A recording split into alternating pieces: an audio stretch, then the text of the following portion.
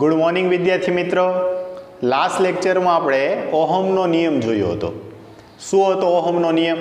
તો કે નિશ્ચિત ભૌતિક પરિસ્થિતિમાં રહેલા કોઈપણ વાહકના આડછેદમાંથી પસાર થતો વિદ્યુત પ્રવાહ એ તેના બે છેડા વચ્ચે લાગુ પડેલા વિદ્યુત સ્થિતિમાનના તફાવતના સમપ્રમાણમાં હોય છે। ઉદાહરણ તરીકે જો ધારો કે આ વાહક તાર છે, તો આ વાહક તારમાંથી પસાર થતો પ્રવાહ એ એના બે છેડા વચ્ચે લાગુ પડેલા વિદ્યુત સ્થિતિમાનના તફાવતના સમપ્રમાણમાં હોય છે। તેથી આપણે કીધું હતું કે V ચલે છે I અને V is equal to IR। Okay, એ આપણે શું આપ્યું હતું? ઓહમનો નિયમ।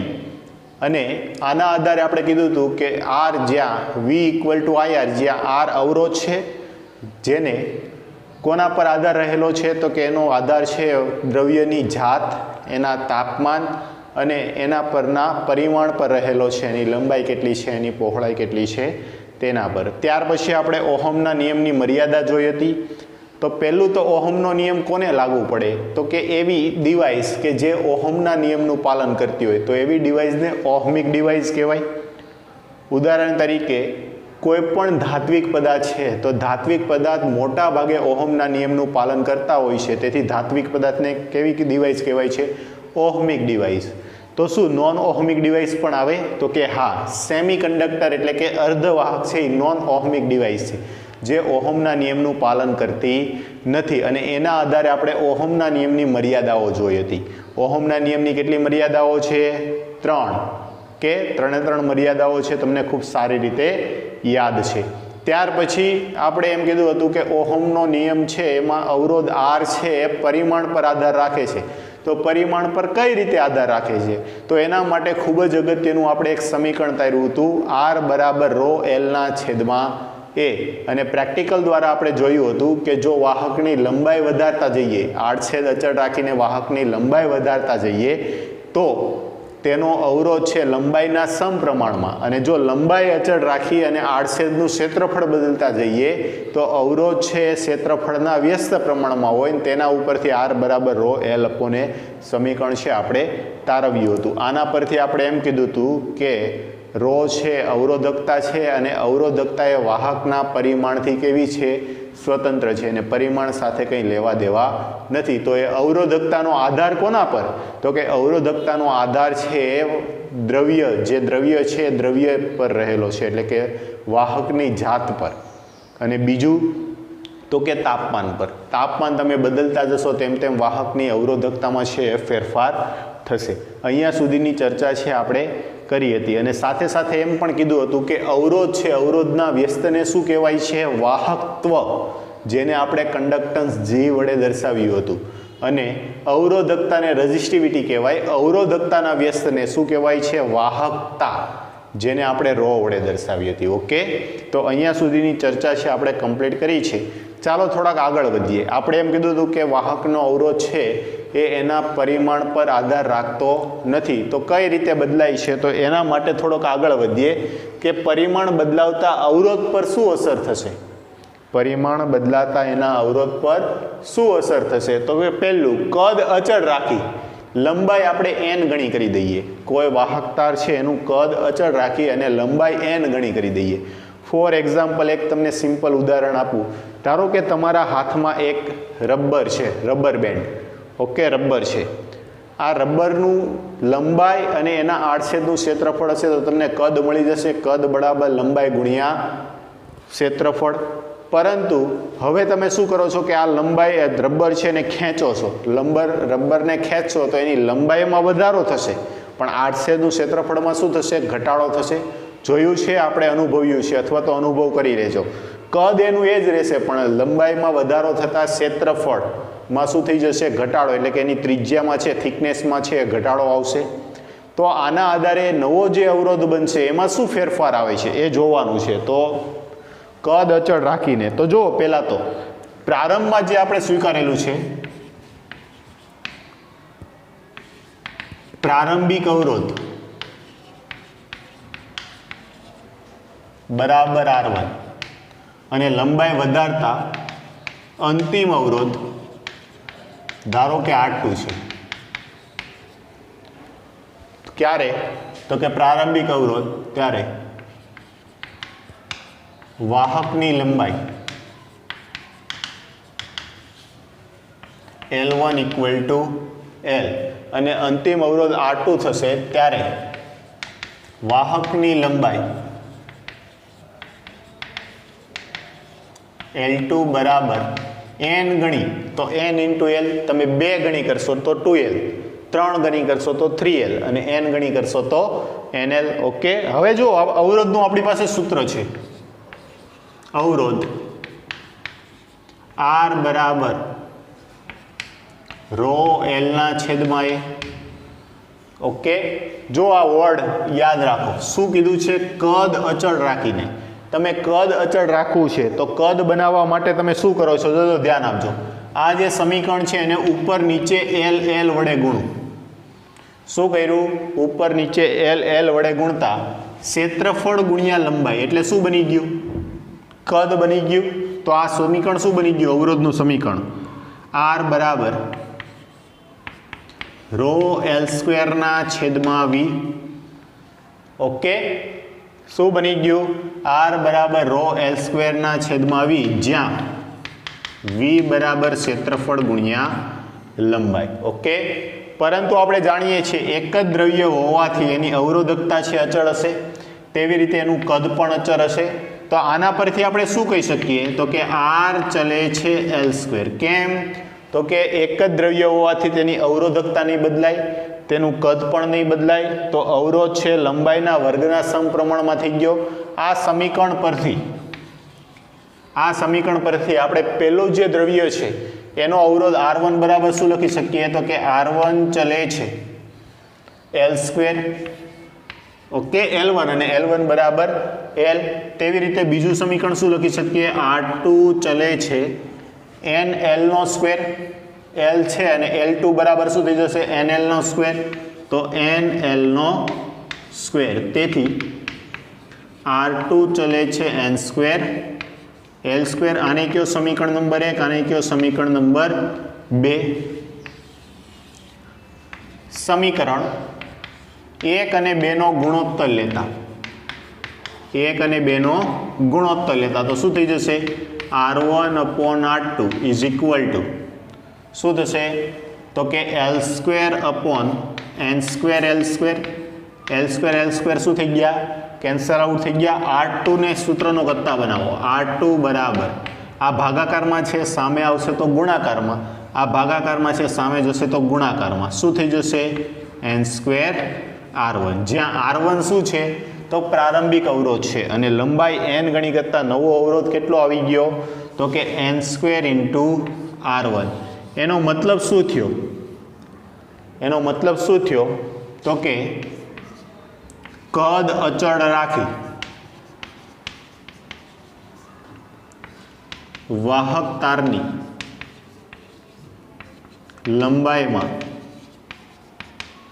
n ગણો વધારો કરતા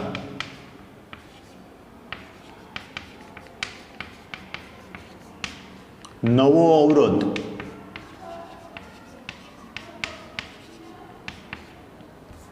N² ગણો મળે છે. શું મળશે? નવો અવરોધ કેટલો મળી ગયો?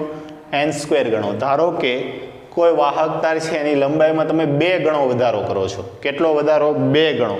તો 2 ગણો વધારો કરશો તો 2 નો વર્ગ કેટલો અવરોધ થઈ જશે? નવો અવરોધ 4 ગણો થઈ જશે. ઓકે, જે ધારો કે પહેલા 1 ઓહમ હતો અને એ વાહકતાની લંબાઈમાં 2 ગણો વધારો કર્યો તો 1 ગુણ્યા 2 નો વર્ગ 4 ઓહમનો અવરોધ છે થઈ જશે. એટલે આ સ્ટેટમેન્ટ, આ ગણતરી કઈ રીતે આવી એ યાદ ન રાખો તો ચાલશે, પણ તમારે આ સ્ટેટમેન્ટ છે એ યાદ રાખવાનું છે. ઓકે, સમજાઈ ગયું? જો હવે આ છે ને, આ સૂત્ર તમે ક્યારે વાપરી શકો? આ IMP સૂત્ર છે, આને તમે ક્યારે વાપરી શકો? તો કે જો વાહકની લંબાઈમાં થતો વધારો છે ને ખૂબ વધુ હોય તો, વધુ હોય એટલે કે 2-5% કરતાં વધારે હોય, 2-3 ગણા કરતો વધારે હોય તો. જો એના કરતાં ઓછો હોય, સૂક્ષ્મ ફેરફાર થતો હોય તો એના માટે આનું આ તે જોજો, ધ્યાન રાખજો. કે વાહકની લંબાઈમાં ધારો કે સૂક્ષ્મ ફેરફાર થાય છે. સૂક્ષ્મ ફેરફાર એટલે કે અવરોધની લંબાઈ છે તમને અમુક સેન્ટીમીટરના ક્રમની આપી દે અને એમાં 10-20% વધારો કે 30-40% વધારો આપે તો અવરોધ કઈ રીતે મેળવવો? તો એના માટે એક સિમ્પલ છે કે જો વાહકની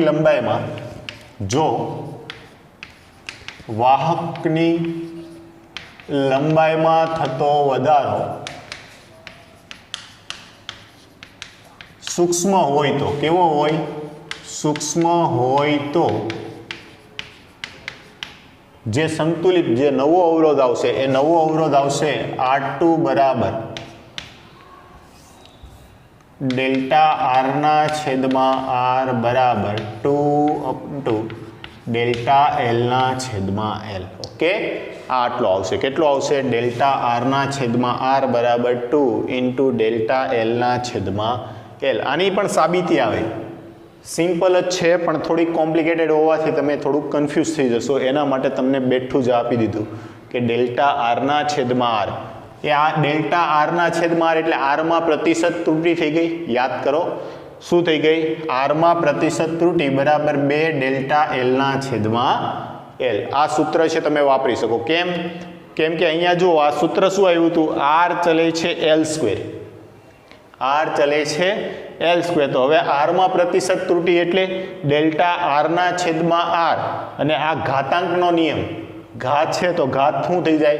આગળ ગુણાકારમાં આવી જાય 2 ડેલ્ટા L ના છેદમાં L. અહીંયા આવી રીતે હોત તો R ચલે છે L3. જો R ચલે છે L3 હોત તો શું થઈ જાય? ડેલ્ટા R ના છેદમાં R 2 કૌંસમાં ક્યુબ હોવાથી 3 કૌંસમાં ડેલ્ટા L ના છેદમાં L. પણ મોસ્ટલી આ સૂત્ર રહેતું હોય છે કેમ કે લંબાઈ ગમે એટલા ગણી કરશો આ જ રહેશે. R ચલે છે L² સૂત્ર આવશે. તેના ઉપરથી જો લંબાઈમાં થતો વધારો છે સૂક્ષ્મ હોય તો અવરોધમાં થતું પ્રતિશત ફેરફાર, અવરોધમાં થતો સાપેક્ષ ફેરફાર છે એટલો થાય. અને એમને પણ જો તમારે ટકાવારીમાં આપવું હોય એટલે કે સાપેક્ષ ત્રુટિ આપવી હોય તો ડેલ્ટા R ના છેદમાં R ગુણ્યા 100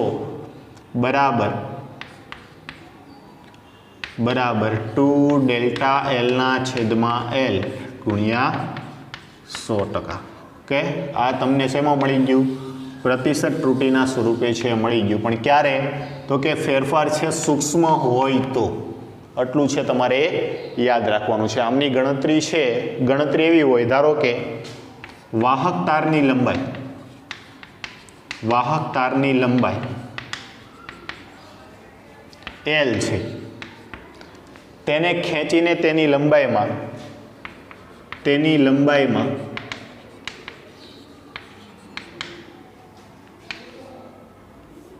તમને એમ કહે કે 10%નો વધારો કરવાનો છે.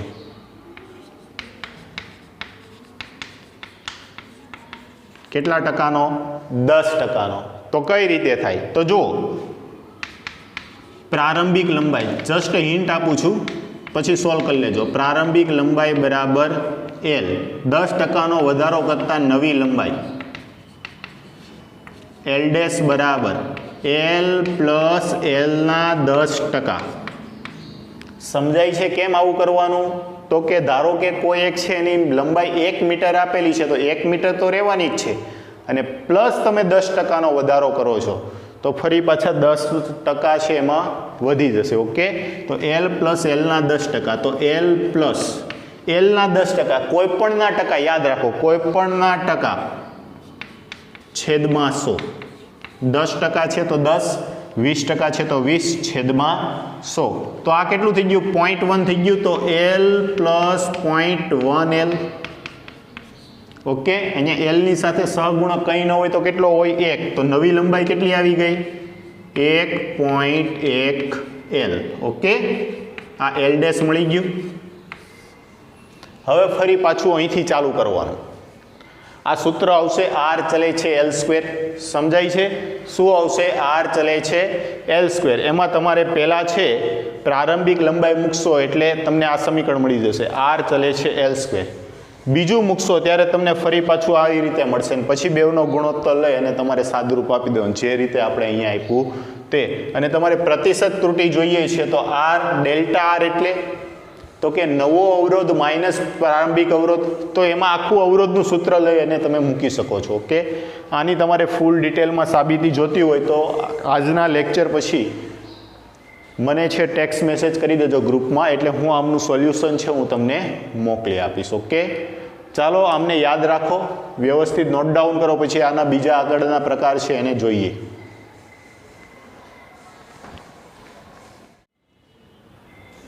ચાલો આગળ વધીએ. તો જો હવે આપણને એમ કહે છે કે કદ અચળ રાખીને જો આપણે ક્ષેત્રફળ છે એન ગણું કરીએ તો પહેલાં આપણે શું બદલાવ્યું? ત્રિજ્યા. હવે શું બદલાવાનું છે? ક્ષેત્રફળ એન ગણું કરતા. તો જો ધ્યાન આપજો. ધારો કે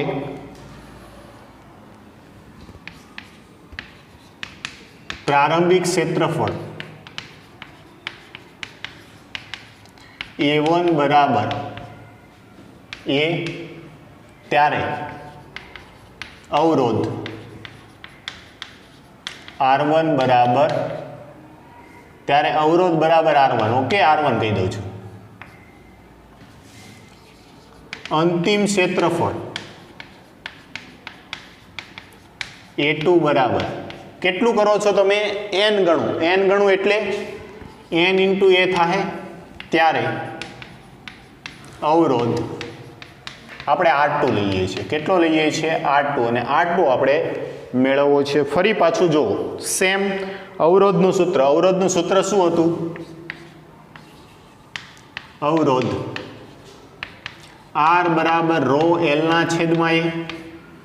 ઓકે, હવે તમે અહીંયા શું બદલાવો છો? ક્ષેત્રફળ n ગણું કરો છો. ક્ષેત્રફળ n ગણું કરો તો શું થશે? તો કે લંબાઈ છે એની અચળ રહી જશે. માત્ર તમે શેમાં ફેરફાર કરો છો? તો કે ક્ષેત્રફળમાં. તો આ માટે તમારે લંબાઈ છે અહીંથી ધીમું કરવી પડે. તો તમે શું કરો? ઉપર નીચે ક્ષેત્રફળ વડે ગુણાકાર કરી નાખો. શું કરો? ઉપર નીચે ક્ષેત્રફળ વડે ગુણાકાર કરો તો જુઓ, ક્ષેત્રફળ ગુણ્યા લંબાઈ એટલે શું થઈ જશે? કદ થઈ જશે. તેથી R બરાબર રો વિના છેદમાં A સ્ક્વેર. આ શું મળી ગયું આપણને? અવરોધનું સૂત્ર. અહીંયા શું કીધું છે? ક્ષેત્રફળ n ગણું કરો, કદ અચળ છે. કદ અચળ છે એની અવરોધકતા અચળ થઈ જાય એક જ મટીરિયલ હોવાથી. તો અવરોધ ચલે છે, R ચલે છે 1/a² લખાય. ઓકે, આ સૂત્ર પરથી તમે બે સૂત્ર મૂકી શકો, એક R1 માટે અને એક R2 માટે. તો R1 બરાબર શું મળશે? તેથી સૂત્ર પરથી R1 બરાબર આપણને શું મળશે? R1 ચલે છે A1 સ્ક્વેર. A1 સ્ક્વેર બરાબર A સ્ક્વેર, અથવા અહીંયા A1 જ રાખું ચાલો, એટલે થોડુંક આપણને સમજવામાં સરળતા પડે. A1 square. ઓકે, સમીકરણ નંબર 1. બીજા માટે તો કે A2, તો R2 ચલે છે 1/A2². સમીકરણ નંબર 2. ઓકે, બે સમીકરણ મળી ગયા. હવે શું કરીએ? બેવનો ગુણોત્તર લેતા સમીકરણ 1 અને 2 નો ગુણોત્તર લેતા. ગુણોત્તર લઈશું તો શું થશે? તો કે R1/R2. R1/R2 બરાબર R1 બરાબર શું છે? તો કે 1/A1² ગુણ્યા R2 બરાબર તો કે 1/A2². છેદનો છેદ ક્યાં જતો રહેશે? અંશમાં. સમજાય છે? R2 બરાબર 1/A2². છેદનો છેદ અંશમાં. તો આ A2/A1² થઈ ગયું. તો આ સ્ટેપને આપણે આ રીતે લખી શકીએ. જોજો, ધ્યાન આપજો. R1/R2 બરાબર A2 ની કિંમત મૂકો ભાઈ. A2 ની કિંમત પહેલાં એકવાર લખી નાખું છું. A2/A1² પણ લખી શકીએ. ચાલો, શું થશે? R2/R1 બરાબર A2 બરાબર છે એને, A1 બરાબર છે A² એ કેન્સલ, તો n² વધ્યું. તો R2 બરાબર શું થઈ જશે? R2 બરાબર n², સોરી માફ કરજો, અહીંયા R1/R2 આવશે. R1/R2. ઓકે, તો અહીંયા શું થશે? જોજો, આ પદ શું થઈ જશે? આ તમને મળી ગયું R1/R2 બરાબર n². તમારે R2 ને સૂત્રનો કરતા બનાવો છે. R2² બરાબર R1 ના છેદમાં n². તો આ આપણને મળી ગયો આન્સર R2 બરાબર R1/n². શું થયો? નવો અવરોધ મળ્યો એ મૂળ અવરોધના n² માં ભાગનો થઈ ગયો. કેટલામાં ભાગનો થઈ ગયો? n² માં. જ્યારે લંબાઈ છે તમે વધારતા હતા, લંબાઈ n ગણી કરી, ત્યારે અવરોધ છે નવો અવરોધ n² ગણો થઈ ગયો. તો તમે ક્ષેત્રફળ n ગણું કર્યું તો નવો અવરોધ છે એ n² માં ભાગનો થઈ ગયો. તો આમાં તમે લખી શકો નોંધ. શું લખી શકો? તો કે કદ અચળ રાખી ક્ષેત્રફળ n ગણું કરતા નવો અવરોધ n² માં ભાગનો થાય છે.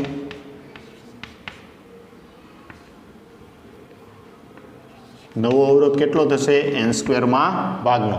એનો મતલબ એવો થયો કે જો તમે લંબાઈ વધારશો તો અવરોધમાં વધારો થશે, ક્ષેત્રફળ વધારશો તો અવરોધમાં ઘટાડો થશે. ઓકે, જો હવે ત્રીજો વેરાયટી આમાં કે કદ અચળ રાખી ત્રિજ્યા n માં ભાગની કરતા. કેટલામાં ભાગની? n માં ભાગની. એટલે કે n ભાગ છે કરી નાખવાના છે. ધારો કે પ્રારંભિક ત્રિજ્યા 1 મીટર છે તો 1 મીટરની ત્રીજા ભાગની, ચોથા ભાગની, એમ ત્રિજ્યા છે ઘટાડતી જવાની છે. ઓકે, તમે કોઈ પણ વસ્તુની ત્રિજ્યામાં ફેરફાર કરશો તો ઇન શોર્ટ તમે એના ક્ષેત્રફળ સાથે આડછેદના ક્ષેત્રફળમાં બદલાવ કરશો. સમજાય છે? તમે ક્ષેત્રફળ મોટું કરવું છે તો તમારે શું કરવી પડશે? ત્રિજ્યા વધારવી પડશે. તો જો એ વધારવા વાળું કેસ આપણે લઈ લીધો છે n ગણું કરતા. હવે શું કરી નાખીએ? તો કે ક્ષેત્રફળ છે n માં ભાગનું કરતા અથવા તો ત્રિજ્યામાં ફેરફાર લાગીએ. ત્રિજ્યા n માં ભાગની કરતા.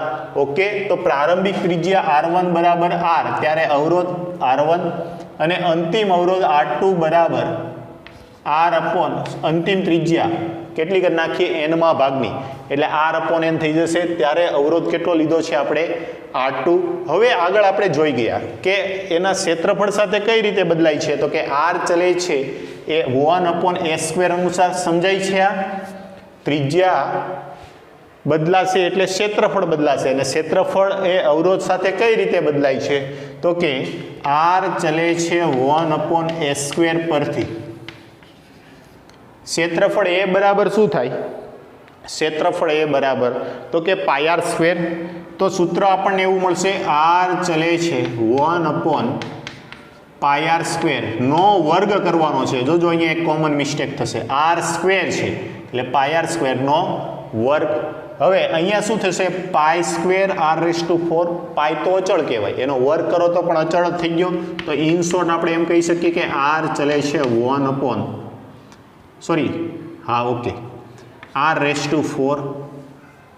ઓકે, આ પહેલું સમીકરણ આપણને મળી ગયું. આના પરથી આપણે બે સમીકરણો લખવાના છે. જ્યારે ત્રિજ્યા R1 હોય ત્યારે અવરોધ R1 અને ત્રિજ્યા R2 હોય ત્યારે અવરોધ R2. તો આના માટે આપણે એમ લખી શકીએ R ચલે છે 1/r1⁴, ત્યારે અવરોધ કેટલો થઈ જશે? R1. અને જ્યારે R2 હશે ત્યારે ત્રિજ્યા પણ કેટલી લેવાની છે? R2⁴. આ સમીકરણ નંબર 1. સમીકરણ નંબર 2. સમીકરણ 1 અને 2 નો ગુણોત્તર લેતા. ઓકે, 1 અને 2 નો શું લીધો? ગુણોત્તર. તો શું થઈ જશે? R1/R2 બરાબર 1/r1⁴ ગુણ્યા R2. છેદનો છેદ ક્યાં જતો રહેશે? અંશમાં. R2⁴. ઓકે, તો આવું થઈ ગયું. જોજો, ધ્યાન આપજો. R1/R2 બરાબર R2/R1⁴. હવે R1 અને R2 ની વેલ્યુ મૂકો તો શું થશે? R1/R2 બરાબર R2 બરાબર છે R/n. ઓકે, અને R1 બરાબર છે 1/r⁴. R cancel. તો શું મળ્યું? R1/R2 બરાબર 1/n⁴. R2 ને સૂત્રનો કરતા બનાવો, તેથી R2 બરાબર n⁴ R1. ઓકે, આ આપણને છેલ્લે ફાઇનલ સમીકરણ મળી ગયું. આ પણ આપણા માટે IMP છે કે જો તમે ત્રિજ્યા n માં ભાગની કરશો ત્રિજ્યા કેવી કરી નાખી, એનમાં ભાગની, તો અવરોધમાં શું થઈ જશે, વધારો. જે હમણાં જ આપણે ચર્ચા કરી કે જો આડછેદનું ક્ષેત્રફળ છે તમે ઓછું કરશો તો અવરોધ છે કેટલો થઈ જાય છે, n⁴ માં ગણો. તો આના માટે તમે સ્ટેટમેન્ટ લખી શકશો. શું લખી શકો, કદ અચળ રાખી ત્રિજ્યા n ભાગની કરતા અવરોધ n⁴ ગણો થઈ જશે. ઓકે, આ સ્ટેટમેન્ટ યાદ રાખવાનું છે અથવા તો સૂત્ર કઈ રીતે આવ્યું એની સાથે તમારે કંઈ મેટર નથી. જો તમને કોન્સેપ્ટ આવડે છે અને કમ્પ્લીટ જાઓ છો તો સૂત્ર ભૂલાઈ જાય તો પણ મળી જશે, અથવા તો બેટર એ જ રહેશે તમે આ ડાયરેક્ટ ઇક્વેશન છે એ યાદ રાખી લો, જેથી કરીને એક્ઝામમાં કોઈ પણ MCQ આવે તો તમે ફટાફટ સરળતાથી સોલ્વ કરી શકો. ચાલો આ નોટ ડાઉન કરો, પછી આગળ બીજા કોઈ આકાર હોય, વાહકના પરિમાણ છે અલગ અલગ હોય તો એના માટે અવરોધ કઈ રીતે બદલાય છે એ જોઈએ.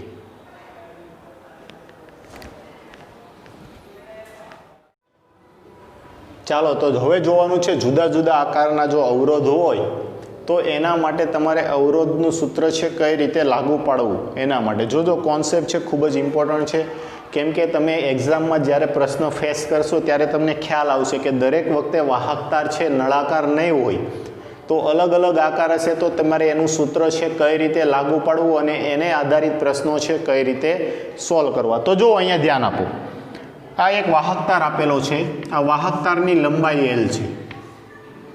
ઓકે, વાહકતારની લંબાઈ L છે, આ એની પહોળાઈ B છે, વાહકતારની પહોળાઈ B છે અને તેની ઊંચાઈ h આપેલી છે. આવો લંબઘન આકારનો વાહકતાર છે તમને આપી દીધો અને આમાંથી પસાર થતો તમારે અવરોધ મેળવવો છે. તો અવરોધ કઈ રીતે મેળવવો, તો તમને લંબાઈ પહોળાઈ ઊંચાઈ આપી દીધી છે. હવે પસંદ એ કરવાનું કે પ્રવાહ તમે ક્યાંથી પાસ કરો છો, પ્રવાહ ક્યાંથી વહેડાવો છો. તો પ્રવાહને માટે હું અહીંથી નંબર આપી દઉં છું અમને 1 2 3 4 5 6 7 8. તો આ એક પ્રકારનું શું થઈ ગયું, તમે નંબર આપી દીધા. હવે કોઈ એમ કે સર મારે પ્રવાહ છે એ આને, ધારો કે આ એક લંબઘન છે, તો મારે એ પ્રવાહ છે લંબાઈને સમાંતર આપાત કરવો છે. ક્યાં કરવો છે, લંબાઈને સમાંતર, કાં તો આ બાજુથી અને કાં તો આ બાજુથી. તો પ્રવાહ તમે ક્યાંથી દાખલ કરશો, તો પ્રવાહ દાખલ કરશો અહીંથી, આ દિશામાંથી. તો તમે જ્યાંથી પ્રવાહ દાખલ કરો છો એને સમાંતર લંબાઈ લેવાની. ફરી એકવાર, પ્રવાહ જ્યાંથી દાખલ કરો છો એને સમાંતર તમારે લંબાઈ લેવાની અને એના આડછેદનું ક્ષેત્રફળ છે એ છેદમાં લેવાનું. કેમ કે અવરોધનું સૂત્ર શું આપણું, અવરોધ R બરાબર ρ/L/A. તો તમારે શું લેવાનું છે, લંબાઈ છે એ પ્રવાહને સમાંતર અને આડછેદનું ક્ષેત્રફળ છે પ્રવાહને લંબ. આપણે ચર્ચા કરી હતી જ્યારે વિદ્યુત પ્રવાહ અને અવરોધની જ્યારે વાત કરી ત્યારે. તો એના માટે જો મારે અવરોધ મેળવવો છે કઈ બાજુમાંથી, તો કે 1 2 3 4 1 2 3 4 અથવા બીજી કઈ બાજુ આવશે 5 6 7 8 5 6 7 8. આમના બે છેડા વચ્ચેનો અવરોધ તમારે મેળવવો છે. તો શું કરવાનું, તો કે R, આમના બે છેડા વચ્ચેની લંબાઈ કેટલી, તો કે L. આ જે ભાગ છે તો આ ક્રોસ સેક્શન વાળો ભાગ આવ્યો, આનું ક્ષેત્રફળ કેટલું, તો કે લંબાઈ ગુણ્યા પહોળાઈ એટલે B × H. ઓકે, તો આ તમને આ વાહકતારના બે છેડા વચ્ચેનો અવરોધ છે મળી ગયો. તેવી રીતે કોઈ એમ કે મારે ઉપર અને નીચેના બે છેડાઓ વચ્ચેનો અવરોધ જોઈએ છે. આ જે વાહકતાર છે એના ઉપર અને નીચેના બે છેડાઓ વચ્ચેનો અવરોધ. તો સ્વાભાવિક વાત છે, તમે પ્રવાહ છે કાં તો આને લંબ રૂપે દાખલ કરશો અથવા તો નીચેથી લંબ રૂપે ક્યાં આવશે, ઉપર તરફ આવશે. તો એના માટે તમે શું કરી શકો, તો કે આ બે સપાટી તમારે છે ધ્યાનમાં લેવાની. તો અવરોધ કોનો કોનો, તો કે 1 5 6 2 1 5 6 2 અથવા બીજી કઈ સાઈડ આવે 4 6 7 3 4 6 7 3. ઓકે, તો આ બેવની વચ્ચેનો, આ જે બે પૃષ્ઠ છે એની વચ્ચેનો અવરોધ. તો હવે લંબાઈ તરીકે, તો કે આ રીતે લંબ રૂપે પ્રવાહ દાખલ થશે તો લંબાઈ તરીકે તમારી પાસે શું આવી જશે, ઊંચાઈ h. તો R, L ને બદલે હવે શું આવશે, ઊંચાઈ h. અને આ બે ભાગ માટે આડછેદનું ક્ષેત્રફળ શું થઈ જશે તો કે લંબાઈ ગુણ્યા પહોળાઈ. આ જે સપાટી છે એના આડછેદનું ક્ષેત્રફળ શું તો આ જે નીચેની સપાટી છે એટલું લંબાઈ ગુણ્યા પહોળાઈ એટલે L into B. In short તમે એટલું સમજી ગયા હશો કે જેના બે પૃષ્ઠ વચ્ચે તમારે વાહકનો અવરોધ જોતો છે એની લંબાઈ છેદમાં બાકીના બે ભાગનું ક્ષેત્રફળ. ચાલો તેવી રીતે ત્રીજી કઈ બાજુ રહી ગઈ તો કે તમારે આ આગળનું તમારા બાજુ આવતું પૃષ્ઠ અને એક પાછળનું પૃષ્ઠ એના માટે તમારે શું જોઈએ છે તો કે અવરોધ જોઈએ છે. તો જુઓ એના માટે હું આ રીતે લખી શકું 1 5 8 4 1 5 8 4 આ તમારી બાજુનું પૃષ્ઠ આવ્યું. તેવી રીતે પાછળનું પૃષ્ઠ શું આવશે 2 6 7 3 2 6 7 3. તો અહીંયા તમે અવરોધ છે ક્યાં લાગુ પાડો છો તો કે આ બે પૃષ્ઠ પર આગળનું પૃષ્ઠ અને પાછળ. તો આ તમારી શું થઈ ગઈ પહોળાઈ થઈ ગઈ. તો કે પહોળાઈ માટે આ બી તો કે આર બીના છેદમાં ક્ષેત્રફળ કયું તો કે લંબાઈ ગુણ્યા ઊંચાઈ L ઇન્ટુ H. ઓકે. તો આ રીતે તમે વાહકના કયા બે ભાગ વચ્ચે વિદ્યુત પ્રવાહ છે વહેડાવો છો વિદ્યુત પ્રવાહ પસાર કરો છો એના આધારે એની બે બાજુઓ વચ્ચેનો અવરોધ છે મેળવી શકો છો. ઓકે. સમજાઈ ગયું સિમ્પલ શું કરવાનું છે તો કે તમે કોનીમાંથી પ્રવાહ પસાર કરો છો એને સમાંતર લંબાઈ અને બાકીનો જે ભાગ વધે છે એ આડછેદનું ક્ષેત્રફળ. ઓકે. ચાલો સાથે સાથે આપણને પ્રશ્ન છે ધારો કે આવો પૂછે કે તમારે કોઈ એક કવચ છે અને આ કવચનો અવરોધ મેળવવો છે. જો ધ્યાન આપજો.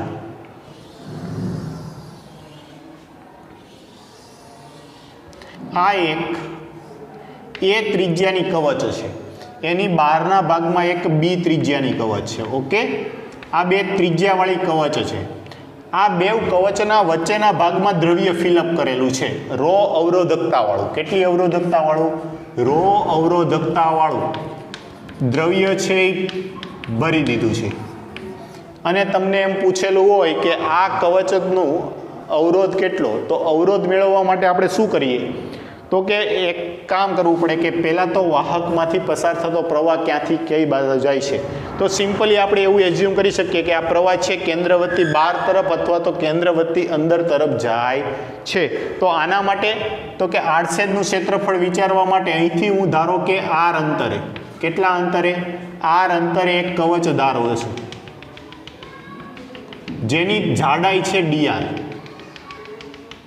કેટલી લીધી આર ત્રિજ્યા અને dr જાડાઈની આવી એક કવચ છે આપણે ધ્યાનમાં લીધી. જોજો ધ્યાન આપજો. આવી આર ત્રિજ્યા અને dr જાડાઈ. તો સ્વાભાવિક વાત છે આપણે આગળ સ્થિત વિદ્યુત શાસ્ત્રમાં ભણી ગયા કે આવી રીતની કોઈ કવચ આપણે ધ્યાનમાં લીધેલી છે તો આના બે ભાગ વચ્ચેનું જે અવરોધ મેળવવો છે તો આટલી સૂક્ષ્મ કવચનો અવરોધ અને એનું સ્મોલ એ ત્રિજ્યાથી લઈ અને સ્મોલ એ ત્રિજ્યાથી સ્મોલ બી ત્રિજ્યા સુધી શું લઈ લેવું પડે સંકલન લઈ લેવું પડે.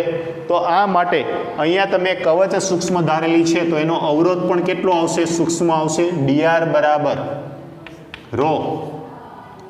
તમારે જાડાઈ લેવાની છે. આમાંથી આ દિશામાં પ્રવાહ પસાર કરો છો તો તમે શું લીધું આર ત્રિજ્યા અને dr જાડાઈની કવચ લીધી.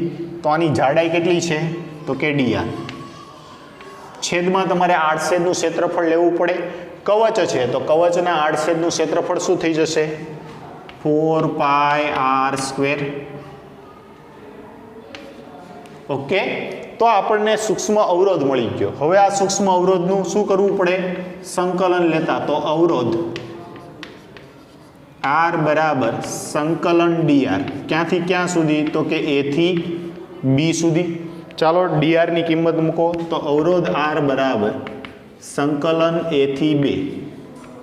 dr કેટલું છે આપણું રો ઇન્ટુ dr ના છેદમાં 4πr². ઓકે. બધું r છે એક સરખો કરું 4πr². તો રો અચળ 4π અચળ તો સંકલન કોનું થશે અચળ હોય બહાર નીકળી જાય.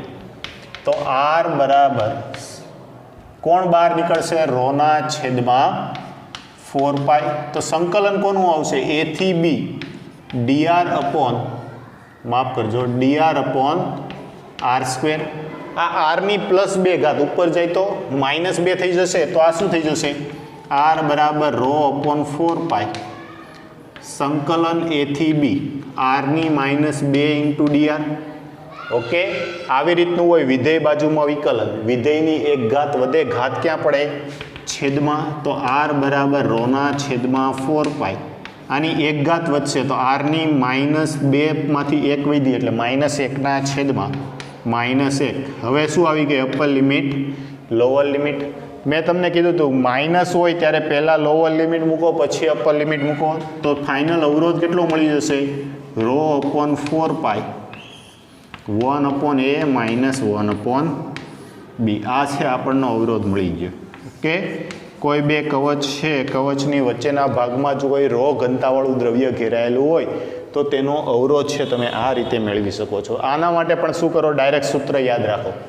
રો અપોન 4 પાઈ બ્રેકેટમાં 1 અપોન એ માઇનસ 1 અપોન બી, જ્યાં એ શું છે? અંદરના કવચની ત્રિજ્યા અને બી છે બહારના કવચની ત્રિજ્યા. ચાલો નોટ ડાઉન કરો, પછી આગળ બીજા શેપ માટે પણ આપણે આગળ વધીએ.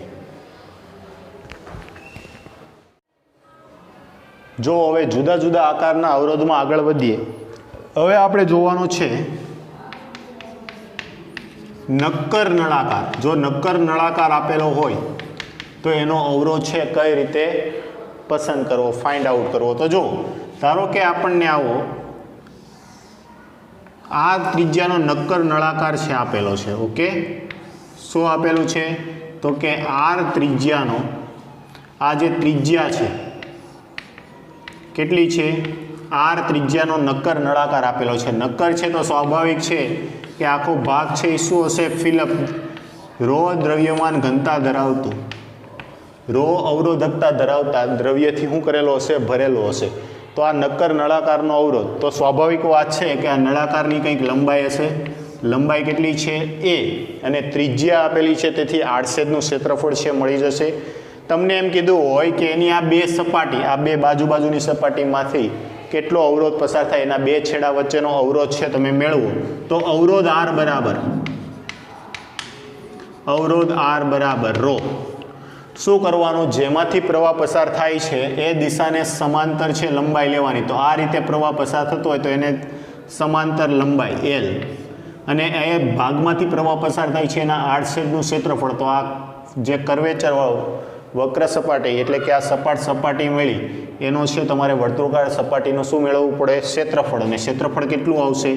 તો કે પાઈ આર સ્ક્વેર. ઓકે, તો આ તમને નક્કર નળાકાર છે, નક્કર નળાકારના નક્કર નળાકારના બે છેડા વચ્ચેનું ક્ષેત્રફળ છે તમને મળી ગયું. ઓકે, ચાલો હવે આગળ વધીએ. હવે આપણે જોવાનું છે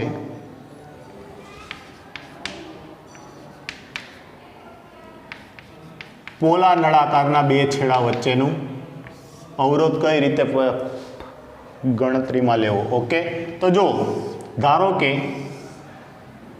આ એક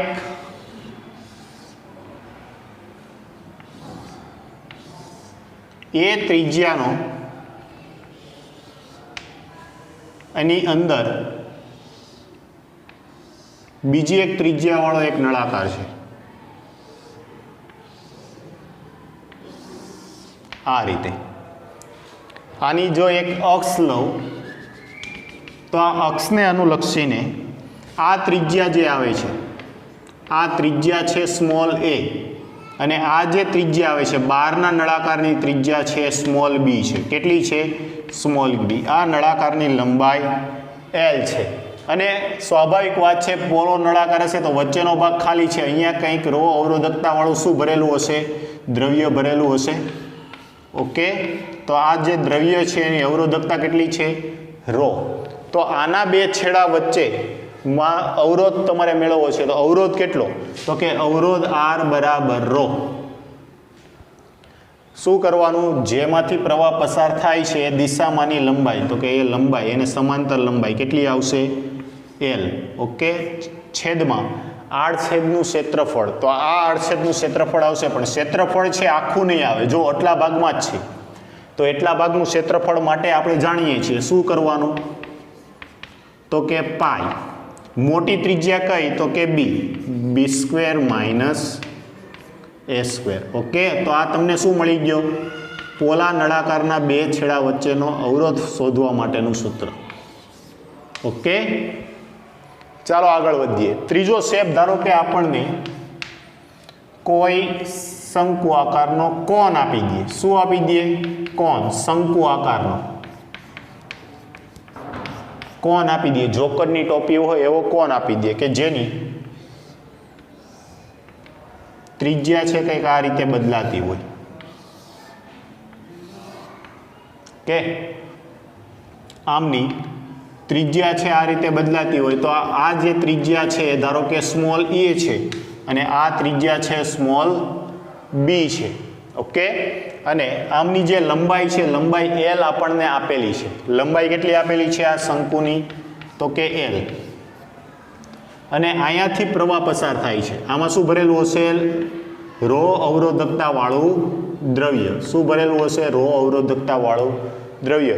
તો આના બે આ છેડાઓ વચ્ચેનો અવરોધ કેટલો? તો કે અવરોધ આર બરાબર રો. જેમાંથી પ્રવાહ પસાર થાય છે એને સમાંતર લંબાઈ, તો કે લંબાઈ કેટલી આવશે? એલ ના છેદમાં આડછેદનું ક્ષેત્રફળ. તો આડછેદનું ક્ષેત્રફળ જુઓ કન્ટિન્યુઅસલી બદલાતું જાય છે. તો આના માટે આડછેદનું ક્ષેત્રફળ, તો કે સામાન્ય રીતે જો આવો ભાગ હોત તો આડછેદનું ક્ષેત્રફળ શું લેતા હતા આપણે? પાઈ આર સ્ક્વેર. પરંતુ જો આ બે ભાગ એક સરખા હોત તો એક નળાકાર થઈ જાય, આના જેવું જ થાત. અને નળાકાર માટે ક્ષેત્રફળ છે પાઈ આર સ્ક્વેર છે આપણે વાપરીએ છીએ, પરંતુ અહીંયા ક્ષેત્રફળ શું થાય છે? ત્રિજ્યા કન્ટિન્યુઅસલી વધતી જાય છે. તો આના માટે તમે ક્ષેત્રફળ છે આ રીતે લઈ શકો, પાઈ. આ ભાગની ત્રિજ્યા એ, આ ભાગની ત્રિજ્યા બી. તો આ તમને શું મળી ગયો? અવરોધ મળી ગયો. આર બરાબર રો એલ ના છેદમાં પાઈ એ બી. ઓકે, તો આ અલગ અલગ આકારના નળાકારો છે અને અલગ અલગ આકારના સુવાહક છે અને એના બે છેડા વચ્ચેનો અવરોધ પસંદ કરવામાં કઈ રીતે ફાઇન્ડ આઉટ કરવો એના સૂત્રો છે. તો આજે જેટલું પણ ચાલ્યું છે એ બધા જ સૂત્રો છે ખૂબ જ સારી રીતે તમારે નોટ ડાઉન કરવાના છે. તમારી જે સૂત્રોની બુક તમે જે અલગથી બનાવો છો એમાં પણ નોંધ રાખજો, જેથી કરીને એક્ઝામ સમયે ક્વિક રિવિઝનમાં આપણને ખ્યાલ આવે. ઓકે, નોટ ડાઉન કરો.